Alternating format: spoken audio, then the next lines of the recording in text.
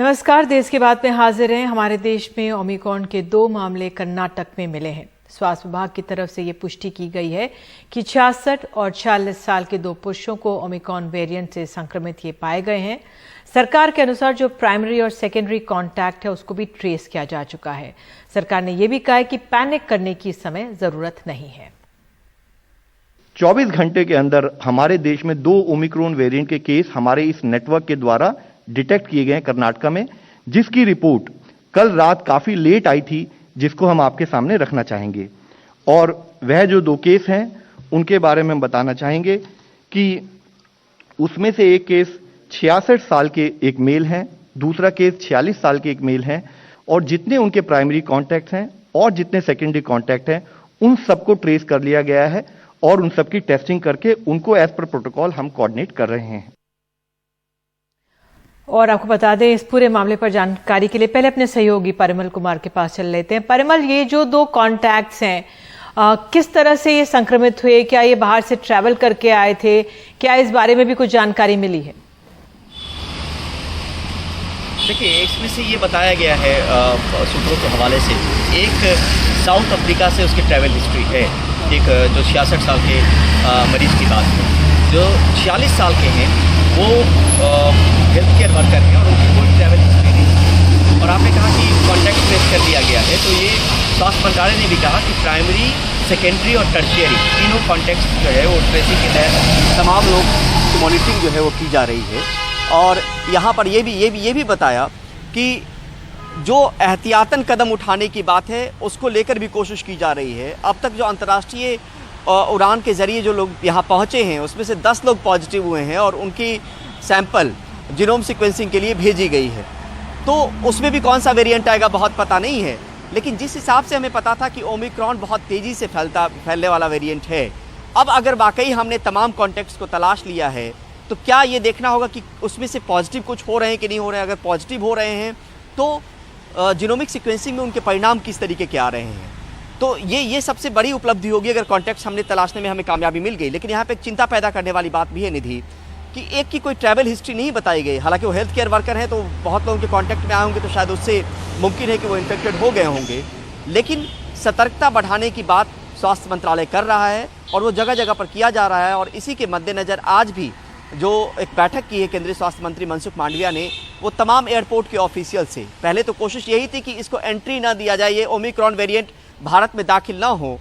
अब भी ये कोशिश हो रही है कि जो भी मामले मिल गए हैं उसके अलावा जो लोग पैसेंजर आ रहे हैं उसमें इंश्योर किया जाए कि उनकी टेस्टिंग बहुत प्रॉपर तरीके से हो, और पॉजिटिव हैं एट रिस्क कंट्री से आने वाले लोग तो जीनोमिक सीक्वेंसिंग के लिए उनके सैंपल को भेजा जाए। बिल्कुल, ये इस जानकारी के लिए बहुत बहुत धन्यवाद आपका परिमल। और हमारे साथ 2 खास मेहमान हैं। डॉक्टर सुनीला गर्ग हैं, सदस्य हैं लैंसेट कमीशन की कोविड इंडिया टास्क फोर्स के, और डॉक्टर अरविंद कुमार हमारे साथ चेस्ट एक्सपर्ट दोनों मौजूद हैं। पहले मैं डॉक्टर सुनीला आपसे ही जानना चाहूंगी, इस समय जो 2 केसेस हमारे यहाँ पॉजिटिव पाए गए हैं, पैनिक करने की जरूरत नहीं है, लेकिन क्या आंकलन आपका, क्या ये मामले अब तेजी से बढ़ेंगे क्योंकि 10 और मामलों की टेस्टिंग हो रही है?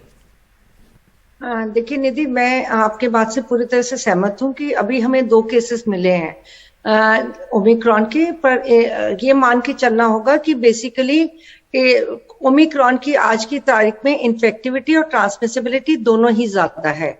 तो अगर हम स्ट्रिक्ट कोविड अप्रोप्रिएट बिहेवियर का पालन ना करें तो केसेस इन्फेक्शन जो है ज्यादा इजीली ट्रांसमिट करते हैं। सो आज की तारीख में अगर हम बात करें तो कोविड अप्रोप्रिएट बिहेवियर, और जिसमें कि मास्क एक सबसे इंपॉर्टेंट सोशल वैक्सीन है जिसका हमें पालन करना चाहिए। और दूसरी चीज हमें ये है कि हम जल्दी से जल्दी वैक्सीनेशन की रफ्तार को आगे बढ़ाएं, क्योंकि अभी हम लोग 125 करोड़ से ऊपर का टीकाकरण कर चुके हैं, जिसमें से सेकेंड डोज जो है 49%, यानी 49% लोगों को सेकेंड डोज लगी है। तो ये भी बहुत जरूरी है। इंसाकॉग अपना काम कर रहा है, एयरपोर्ट अथॉरिटीज और बेसिकली माइक्रोबायोलॉजिस्ट अपना काम कर रहे हैं, जीनोमिक सीक्वेंसिंग के लिए सैंपल्स कलेक्ट किए जा रहे हैं। परंतु ये बहुत जरूरी है कि क्योंकि इंडिया की पॉपुलेशन भी हमें मान के चलना पड़ेगा। आज हम बात करते हैं 139 करोड़ लोगों की, तो जब हम इतने बड़े पॉपुलेशन की बात करते हैं तो यहाँ पे बेसिकली जब तक सेल्फ डिसिप्लिन और कोविड अप्रोप्रिएट बिहेवियर नहीं होगा तो हम बेसिकली इस जैसे हम डेल्टा पे कंट्रोल नहीं कर पाए थे, तो बेसिकली ओमिक्रॉन भी एक हाईली ट्रांसमिसिबल। बिल्कुल, आपने कहा कि हमें सेल्फ डिसिप्लिन करना बहुत जरूरी होगा। आप सही बात करिए। डॉक्टर अरविंद कुमार, मैं आपसे, जैसे आपको पता लगा कि 2 केसेस पॉजिटिव पाए गए, सर आपके जहन में क्या ख्याल आया? निधि जी, जैसे ही मुझे पता लगा कि ये आ गए हैं, मेरी फर्स्ट रिएक्शन थी कि ये तो होना ही था। तो जब साउथ अफ्रीका से इतने देशों में चला गया है, तो आज की तारीख में ये क्लियर है कि जो वो ग्लोबल विलेज वाली बात थी कि कहीं पर भी किसी के देश में भी कुछ होगा, वो चीज हमारे जैसे इतने विशाल देश में जहां इतनी इंटरनेशनल ट्रैवल है वो नहीं आएगी।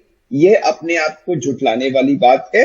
बट उसके साथ साथ हमें जैसा कि डॉक्टर गर्ग ने कहा, बहुत सख्त जरूरत है कि इसको जितना हम सीमित कर पाए, कंटेन कर पाए, उतना कंटेनमेंट स्ट्रैटेजी होना चाहिए। और अभी भी इंटरनेशनल फ्लाइट्स आ रही हैं। एयरपोर्ट पे हमने देखा है कि कई बार तो चौकसी बहुत अच्छी होती है, लेकिन कभी कभी जब बहुत सारी फ्लाइट्स आती हैं एक साथ तो उसमें थोड़ा ढील हो जाती है। तो हमें किसी भी कीमत पे ढील नहीं देना है, क्योंकि एक भी पॉजिटिव व्यक्ति अगर कम्युनिटी में एस्केप कर गया तो वो एक पोटेंशियल बॉम्ब की तरह उसको फैला देगा। और दूसरा, जैसा कि डॉक्टर गर्ग ने कहा कि वैक्सीन अभी 49% लोगों ने सेकेंड डोज लगवाई है। 30-40 करोड़ लोग ऐसे हैं जिन्होंने अभी सेकेंड डोज नहीं लगवाई है। उनसे मेरी आपके प्रोग्राम के माध्यम से अपील है कि कल सुबह ही आप सब प्लीज जाके अपनी सेकेंड डोज लगवाएं, क्योंकि कितना भी ये वायरस म्यूटेट क्यों ना करे, थोड़ा बहुत प्रोटेक्शन हमें वैक्सीन से अवश्य मिलेगा। और ये जो फायदा है इसको हमें लूज नहीं करना चाहिए। साइड बाय साइड पिछले 3-4 हफ्ते में थोड़ी सी हम लोगों के मन में ढील मास्क और सोशल डिस्टेंसिंग के बारे में आई है। मार्केट्स खुल गए हैं, मॉल्स खुल गए हैं, पिक्चर हॉल्स खुल गए हैं। शायद इस समय फिर से हमें उस कड़ाई की तरफ जाने की सख्त जरूरत है अगले चंद हफ्तों या कुछ महीनों के लिए, जैसा कि हम पहले करते थे। निधि जी, बिल्कुल आप ये सही कह रहे हैं। डॉक्टर सुनीला, मैं आपसे समझना चाहूंगी कि आपने कहा कि भाई सेल्फ डिसिप्लिन की जरूरत है, लेकिन बैंगलोर की कल परसों तस्वीरें आ रही थी बैंगलोर एयरपोर्ट की कि वहां पे इतनी भीड़ जमा थी। फ्लाइट्स आ ही रही हैं। अब आज ही डेटा दिया गया स्वास्थ्य मंत्रालय की तरफ से 37 फ्लाइट्स आई हैं, करीब 9,000 वहां से यात्री आए। तो फिलहाल टेस्टिंग वगैरह होगी, लेकिन ये भी प्रशासन को सुनिश्चित करना पड़ेगा कि एकदम एयरपोर्ट पे भी भीड़ ना जमा हो। एक एक कदम बहुत मायने रखेगा।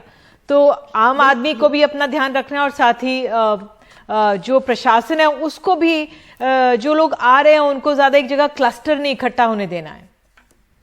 यहाँ पे निधि जी बहुत इंपॉर्टेंट रोल है मिनिस्ट्री ऑफ सिविल एविएशन का भी, क्योंकि हेल्थ का इंपॉर्टेंट रोल तो है ही है करके, परंतु सिविल एविएशन यानी कि जहाँ पे क्लस्टरिंग ऑफ केसेस ना हो और एयरपोर्ट पे ये भी इंश्योर किया जाए कि लोग कोविड अप्रोप्रिएट बिहेवियर का पालन कर रहे हैं और लोग अपनी बारी बारी से, क्योंकि पर्टिकुलरली हमारी विजिलेंस है एट रिस्क कंट्रीज पे। और आज की तारीख में अगर हम देखें तो वायरस जो है लगभग हमारा 29 कंट्रीज में जा चुका है और 323 लोगों को इन्फेक्ट कर चुका है, जिसमें कि हमें ओमिक्रॉन के पॉजिटिव केसेस मिले हैं। तो ये इंपॉर्टेंट रहेगा कि किस तरह से हम लोगों को स्टैगर करते हैं। अगर हो सकता है तो हम फ्लाइट्स को भी किसी तरह से स्टैगर कर सकते हैं, तो ये एक इम्पॉर्टेंट कदम रहेगा।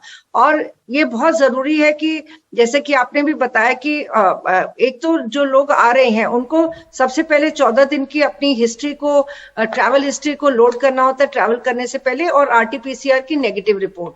और जब वो रिस्क कंट्री से आ रहे हैं जिनकी हमारे पास में लिस्ट है, तो बेसिकली उन लोगों का RT-PCR किया जाता है और अगर वो नेगेटिव है बेसिकली तो उनको प्राइमरली हम लोग वॉश करते हैं अगर वो 7 डेज के लिए, और फिर हम 8th डे दोबारा टेस्ट करते हैं। अगर वो पॉजिटिव आ गए तो फिर उनको हम और उनकी जीनोमिक सीक्वेंसिंग के लिए सैंपल जाता है और उनको फिर आइसोलेट कर दिया जाता है अगर वो पॉजिटिव आते हैं।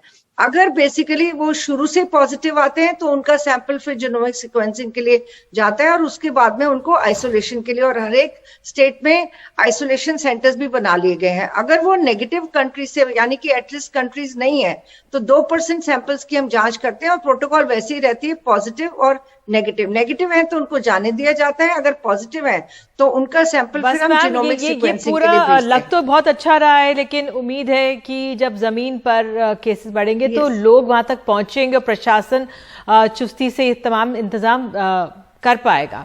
बहरहाल डॉक्टर अरविंद, मैं आपसे कि आप लोगों से इस समय क्या कहना चाहते हैं, क्योंकि इतने सारे यात्री भी आ रहे हैं, हो सकता है ये पहले से और मामले एकदम तेजी से बढ़े भी, क्योंकि कहा यह जा रहा है जल्दी से फैल जाता है। लक्षण हल्के हैं तो लोग राहत महसूस कर सकते हैं, लेकिन ये भी हमें समझना होगा साउथ अफ्रीका में हॉस्पिटलाइजेशन हुआ है और वो शुरुआती दौर में वो ऐसे पेशेंट्स थे जो यंग थे, ज्यादा उम्र दराज नहीं थे। तो उस लिहाज से जरा लोगों को समझाइए इस वायरस के बारे में, इस वेरिएंट के बारे में। देखिए निधि जी, इस वेरिएंट के जो क्लिनिकल डिटेल्स हैं ये तो अभी आना बाकी है, लेकिन हम जो बेसिक चीजें हम पिछले 2 साल में जो जान गए हैं वो हर हालत में इस वेरिएंट पर भी काम करेंगी। तो पहला तो मैं ये कहूंगा कि कृपया मास्क के बारे में जो ढिलाई पिछले कुछ हफ्तों में आई थी उसको खत्म करें और बिल्कुल क्लियर हो कि अपने घर की दहलीज को बिना मास्क लगाए किसी कीमत पे क्रॉस नहीं करेंगे। एक, हाथ को जहां तक हो सकेगा बार बार वॉश करेंगे। मॉल्स में, पिक्चर हॉल्स में, इन सब में अभी फिर हम कुछ हफ्तों के लिए जाना रोकें और कहीं पर भी जो पार्टीज वगैरह दोबारा शुरू हो गई थी उनमें ज्यादा गैदरिंग ना करें, डिस्टेंसिंग का पालन करें। और दूसरा, जिन लोगों ने वैक्सीन नहीं लगवाई है वो प्लीज वैक्सीन लगवाएं। बिल्कुल, बहुत बहुत शुक्रिया, आप दोनों जुड़े। तो वैक्सीन जिन्होंने नहीं लगवाई है लगवा लें, क्योंकि एक बहुत बड़ी आबादी है जिन्होंने अभी भी अपनी जो सेकंड डोज नहीं लिया। कुछ लोग ऐसे भी, काफी लोग ऐसे जिन्होंने पहली डोज से भी हिचकिचा रहे हैं। और दूसरी बात ये कि जो प्रोटोकॉल था कोरोना के दौरान, जितनी दूरी हो सके वो बनाए रखें, मास्क पहने। एक छोटा सा ब्रेक, और ब्रेक के बाद देश की बातें जो चुनावी सियासत गरमा रही है उसकी तमाम रिपोर्ट्स आपको दिखाएंगे। बने रहिए एनडीटीवी इंडिया के साथ।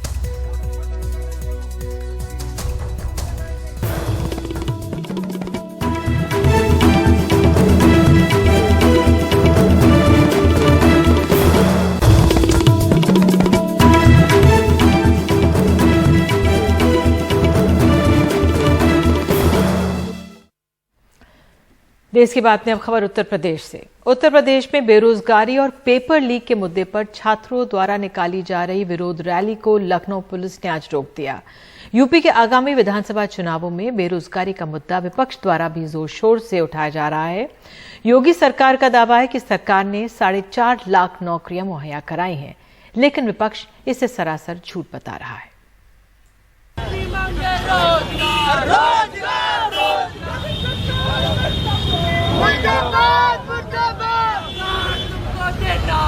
देना होगा नहीं चलेगा। हाल में पेपर लीक की जवाबदेही तय करने और रोजगार की मांग कर रहे छात्रों के प्रदर्शन को रोकती लखनऊ की पुलिस तो आगे करता है। सरकारी स्कूलों के लिए शिक्षकों के इम्तिहान की परीक्षा का पेपर लीक होने के बाद परीक्षा रद्द होने से तकरीबन 20 लाख छात्रों पर असर पड़ा है। हम इस वक्त लखनऊ में विधानसभा के पास हैं। ये जो छात्र हैं ये लोग रोजगार को लेके जो मांग कर रहे थे, कुछ दूर तो ये पहुंच पाए थे, उसके बाद यूपी पुलिस ने इन लोगों को यहाँ पकड़ लिया है। आगे विधानसभा की तरफ आप इसको मत रोकिए, हम लोग अपना काम कर रहे हैं, आप हमें मत रोकिए, अपना काम करिए ना। रोजगार ही सबसे बड़ा मुद्दा है, क्योंकि हमारे सामने ना कुछ दिख रहा है, सिर्फ अंधेरा ही अंधेरा दिख रहा है। सर हम लोग 26-27 साल की एज हो गई है सर, अभी अब तक हम लोग सिर्फ पेपर की तैयारियां कर रहे हैं। हम डिग्री ले लेते हैं, ग्रेजुएशन कर लेते हैं, मास्टर्स कर लेते हैं, उसके बाद क्या हम सड़कों पे बैठे, हम बाहर घूमे नौकरी के लिए, नौकरी दे नहीं रही है। 25 लाख पद खाली हैं यूपी में।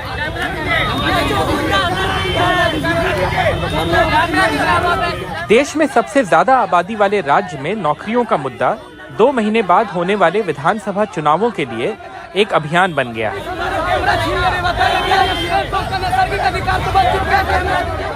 बीजेपी ने 2017 के चुनाव घोषणा पत्र में 70 लाख नए रोजगारों या स्वरोजगार के मौकों का ऐलान किया था। अब चुनाव से ठीक पहले मुख्यमंत्री योगी आदित्यनाथ समेत बीजेपी के बड़े नेता 4.5 लाख सरकारी नौकरियों की बात कर रहे हैं। विगत 4.5 वर्ष के दौरान सरकार ने शासकीय नियुक्तियों को इसी पारदर्शी तरीके से संपन्न किया है। लगभग 4.5 लाख नौजवान अब तक प्रदेश के अंदर अलग अलग विभागों में सरकारी नौकरी प्राप्त किए हैं। एक भी नौकरी पर कोई उंगली नहीं उठा सकता। 2002 से लेकर के 2017 के बीच इन 15 वर्षों में जितनी नियुक्तियां प्रदेश के अंदर शासकीय विभाग में या निजी क्षेत्र में नहीं हुई होंगी, उससे कई गुना अधिक नियुक्तियां अकेले 4.5 वर्ष में हमारी सरकार ने प्रदेश के अंदर प्रदेश के नौजवानों को नौकरी और रोजगार के साथ जोड़ते हुए उपलब्ध करवाई है। सोशल मीडिया पर बीजेपी के कई समर्थक स्वतंत्र थिंक टैंक CMIE के हवाले से दावा कर रहे हैं कि 2017 में जब योगी आदित्यनाथ सत्ता में आए थे, तब उत्तर प्रदेश में बेरोजगारी की दर 17.5% थी, जो अब घटकर 4.2% हो चुकी है। लेकिन असल में CMIE का डेटा बताता है उत्तर प्रदेश में बेरोजगारी की मौजूदा दर 4.8% है, जो मई से अगस्त के बीच 5.4% थी। बीजेपी के सत्ता में आने से ठीक पहले जनवरी से अप्रैल 2017 के बीच ये दर 3.8% थी।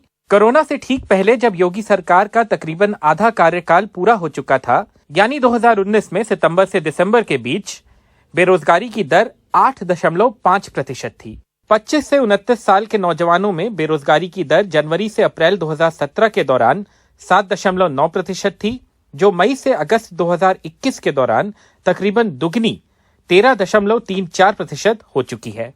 राजनीति को किनारे कर दें तो उत्तर प्रदेश के नेताओं के लिए ये बड़ी चुनौती है कि नौकरियों के वादों को अमली जामा किस तरह से पहनाया जा सकता है।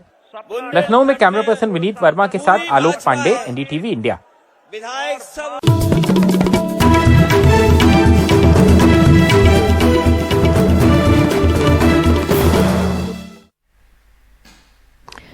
यूपी में चुनावों से ठीक पहले उप मुख्यमंत्री केशव प्रसाद मौर्य ने ये ट्वीट कर विवाद खड़ा कर दिया है कि अयोध्या काशी के बाद अब मथुरा में मंदिर निर्माण की तैयारी है, जबकि प्लेसेस ऑफ वर्शिप एक्ट 1991 के मुताबिक 15 अगस्त 1947 को जिस धर्मस्थान का जो स्वरूप था उसे बदला नहीं जा सकता।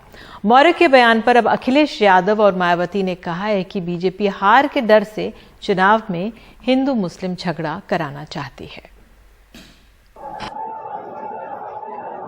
मथुरा में थोड़ा तनाव है। पुलिस फ्लैग मार्च कर रही है। कुछ अतिवादियों ने वहां ईदगाह में भगवान कृष्ण का जलाभिषेक करने की घोषणा की थी। ऐसे तनाव के वक्त केशव मौर्य ने ट्वीट किया कि अयोध्या काशी भव्य मंदिर निर्माण जारी है, मथुरा की तैयारी है। ताकत के सामने झुके हैं, अब लगता है यूं तो अयोध्या में सीएम योगी आदित्यनाथ ने भी दीपोत्सव में कहा था कि इस बार कार सेवा होगी तो कार सेवकों पे गोली नहीं बल्कि फूल बरसेंगे, लेकिन उन्होंने नाम नहीं लिया था कि ये कार सेवा कहां होगी। आप देखना अगली कार सेवा जब होगी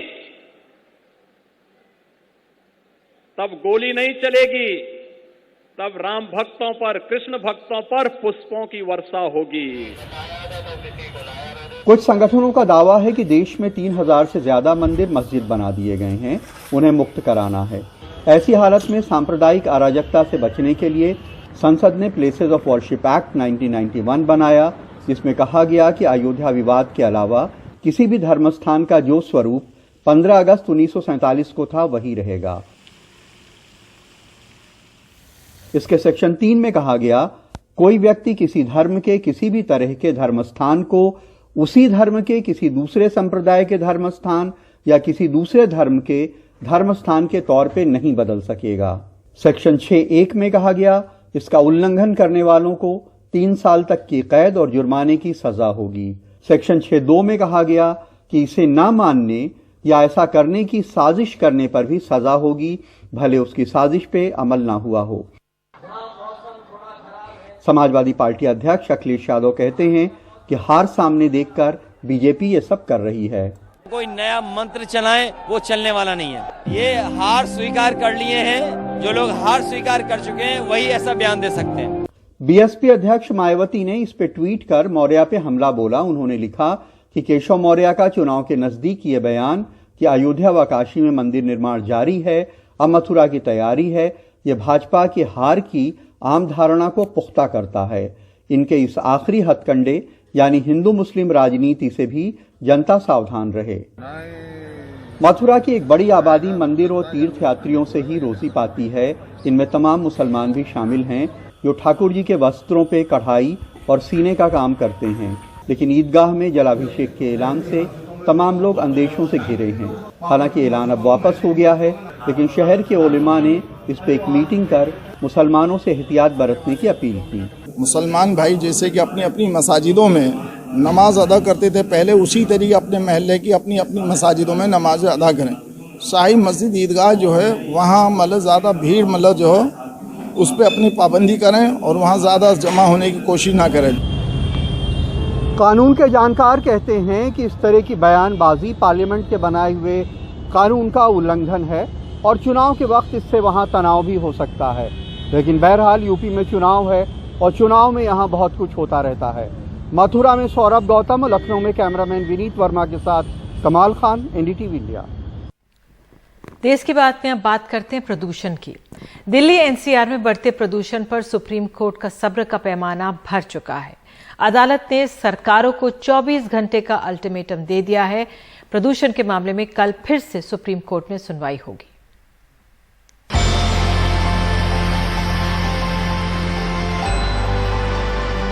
दिल्ली और एनसीआर की हवा में जहर बढ़ता जा रहा है, साथ ही सुप्रीम कोर्ट की नाराजगी भी।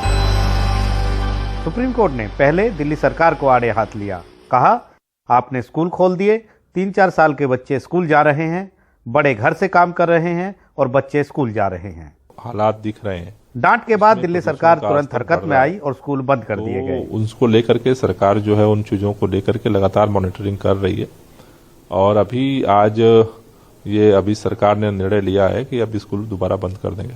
कब से बंद करेंगे? कल से जो है स्कूल बंद कर दिया जाएगा फर्दर ऑर्डर तक। लेकिन सुप्रीम कोर्ट का पारा कम नहीं हुआ। कोर्ट ने केंद्र पर भी सवाल उठाए। आपने प्रदूषण के लिए पूरा आयोग बना दिया, 30-40 अफसरों का मंत्रालय जैसा है, लेकिन आयोग भी कुछ नहीं कर पाया। हमने अपना समय बर्बाद किया है। जमीनी चीजों को हमें स्वीकार करना पड़ेगा, कहाँ हमारी कमियां हैं, कहाँ खामियां हैं, उसको दूर करना पड़ेगा। तो केवल स्कूल ही बंद करना केवल वही एकमात्र नहीं है, अनेक इस प्रकार के कारण हैं जिससे प्रदूषण फैल रहे हैं या प्रदूषण बढ़ता है। हमको उन सभी चीजों को मैनेटली उसको देख करके, और दिल्ली सरकार को मेरा आग्रह होगा कि और भी मैनेटली इन चीजों पर वो जाएं, और ताकि जमीनी हकीकत, और हम भारत सरकार हर प्रकार का सहयोग करने के लिए कटिबद्ध है। हताश सुप्रीम कोर्ट ने इतना तक कह दिया कि अदालत आदेश जारी करती रही, वकील बहस करते रहे, सरकारें कदम उठाने का दावा करती रहीं, तो फिर प्रदूषण बढ़ क्यों रहा है। आज सुप्रीम कोर्ट ने सुनवाई के दौरान सेंट्रल गवर्नमेंट से पूछा कि इस पॉल्यूशन की लेवल कम क्यों नहीं हो रहा है, जबकि एफिडेविट फाइल कर रहे हैं सेंट्रल गवर्नमेंट और स्टेट गवर्नमेंट कि ये बहुत काम कर रहे हैं। कि कोर्ट ने सरकार से ये भी पूछा कि स्कूल क्यों खुल गए हैं, जबकि बाकी सरकारी लोग घर से काम कर रहे हैं। उन्होंने ये भी कहा कि अगर वो कार्य कर रहे हैं पॉल्यूशन को ख़त्म करने के लिए, तो वो आज AQI लेवल 500 से ऊपर क्यों था। उन्होंने ये भी कहा है कि इस इमरजेंसी सिचुएशन में नेसेसरी स्टेप्स लेने चाहिए जिससे कि एयर पॉल्यूशन बिल्कुल ख़त्म हो जाए। सुप्रीम कोर्ट ने 24 घंटे का अल्टीमेटम दिया है। शुक्रवार सुबह तक अगर कदम नहीं उठाए गए तो अदालत टास्क फोर्स के गठन जैसा सख्त कदम उठा सकती है। सरकारों के लिए ये परीक्षा की घड़ी है। हालात बेकाबू हो चुके हैं और अब सुप्रीम कोर्ट ने साफ कर दिया है, या तो कदम उठाइए वरना देश की सबसे बड़ी अदालत सख्त कदम उठा ही लेगी। नई दिल्ली से हिमांशु शेखर मिश्रा के साथ आशीष भार्गव की रिपोर्ट, एनडीटीवी इंडिया। और देश की बात में आगे है, बिहार के मुजफ्फरपुर में 27 लोगों की आंखों की रोशनी चली गई। अब जांच से क्या कुछ होगा।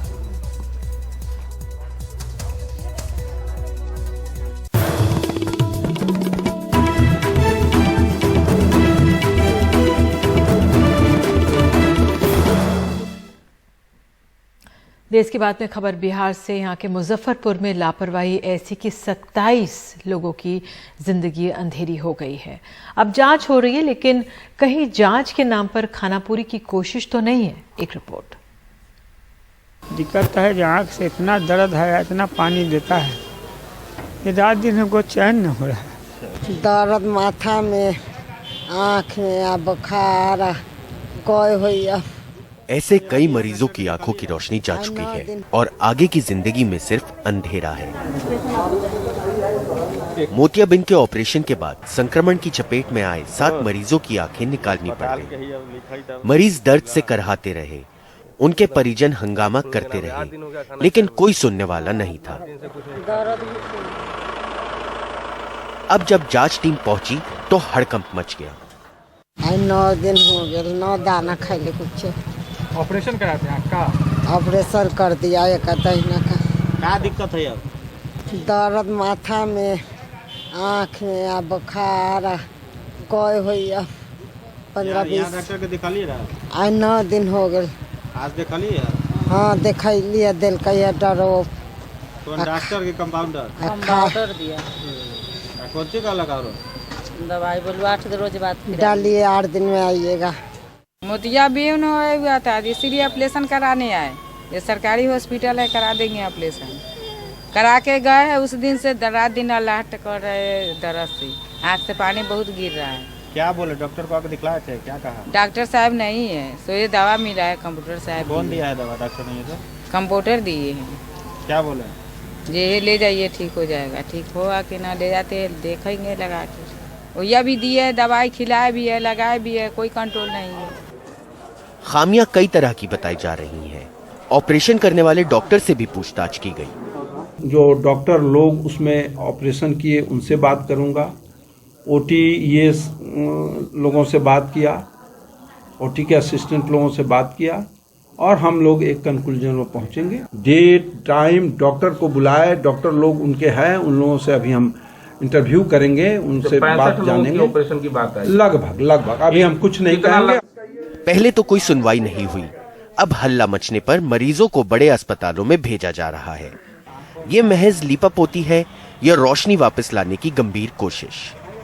मुजफ्फरपुर से कौशल किशोर के साथ मनीष कुमार की रिपोर्ट, एनडीटीवी इंडिया।